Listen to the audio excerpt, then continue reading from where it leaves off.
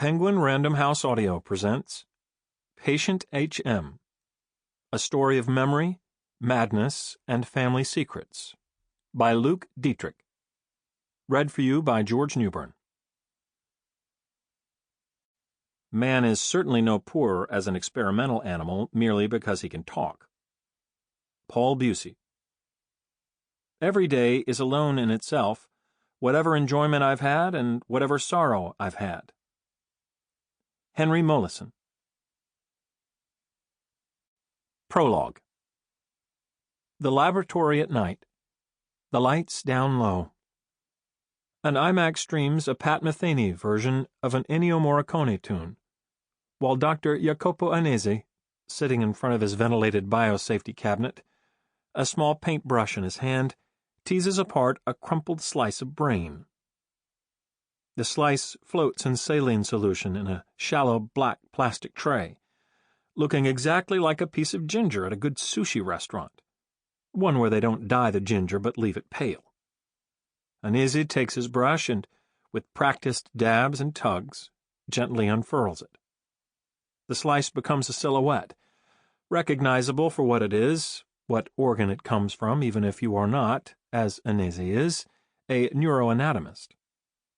He loves quiet nights like these, when his lab assistants set him up with everything he needs: the numbered specimen containers, the paintbrushes, the empty glass slides, and then leave him alone with his music and his work.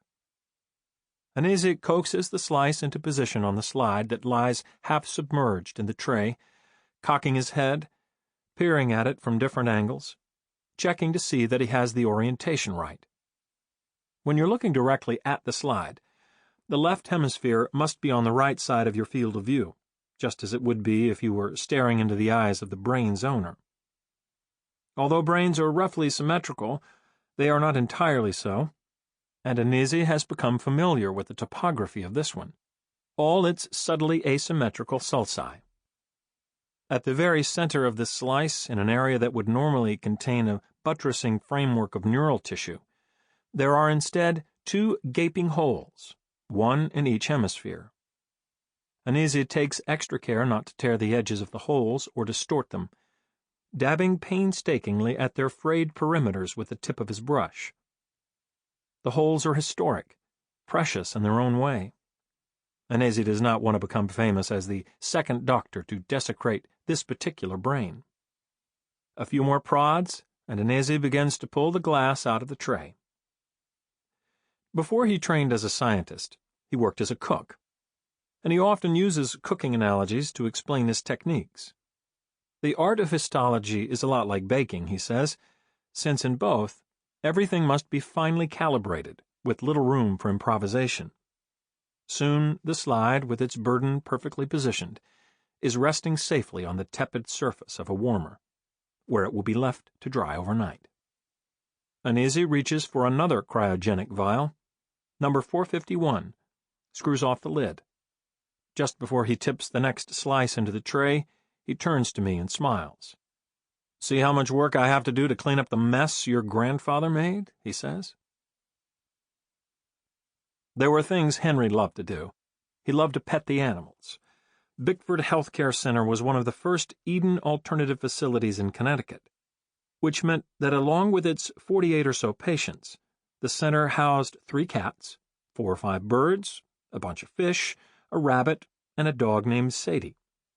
Henry would spend hours sitting in his wheelchair in the courtyard with the rabbit on his lap and Sadie by his side.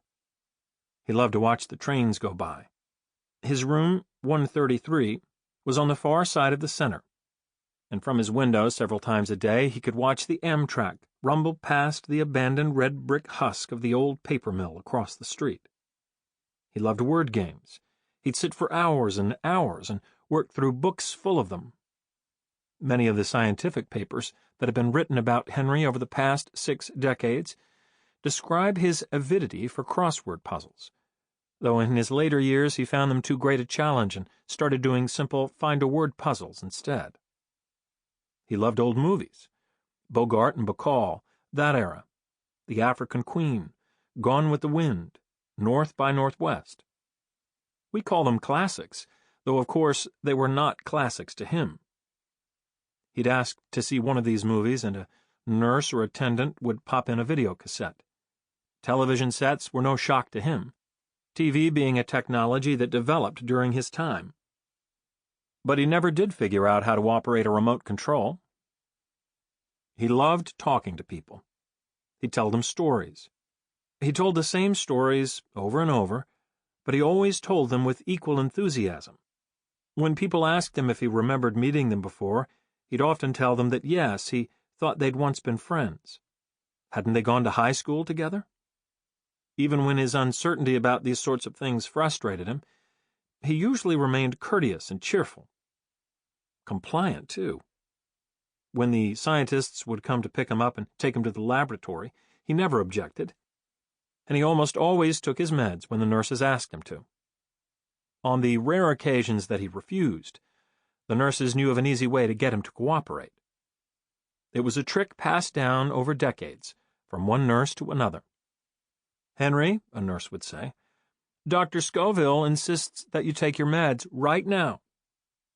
Invariably, he would comply. This strategy worked right up to the end, until Henry died. The fact that Scoville had died decades before then, and that they'd had no contact for decades before that, made no difference.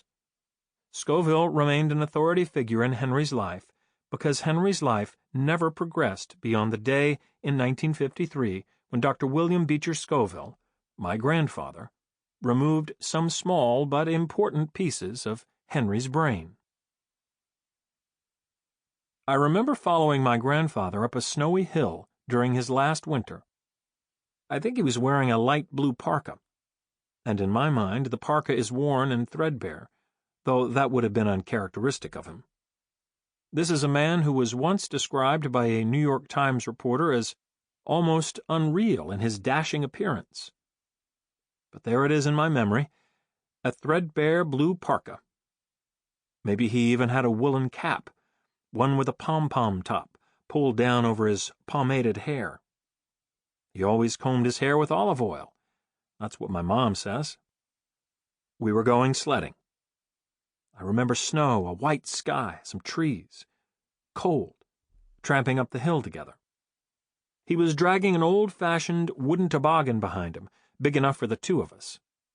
When he reached the top of the hill, he stopped, looked back toward me, and waited. Why do I remember any of this?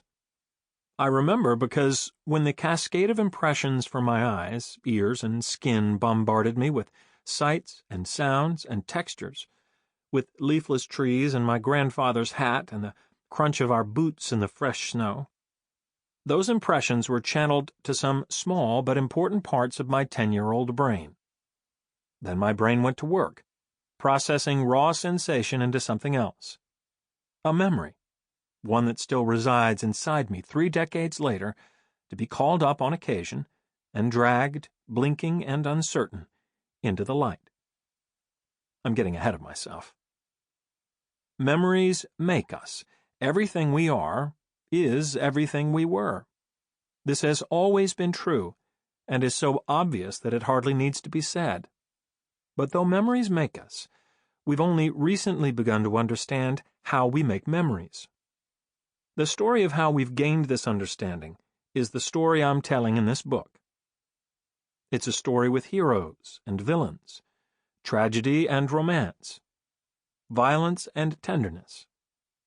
My grandfather plays a part, but it's much bigger than my grandfather. It's a story about science, and about nature, human and otherwise. And it begins, like a lot of stories do, with a fall.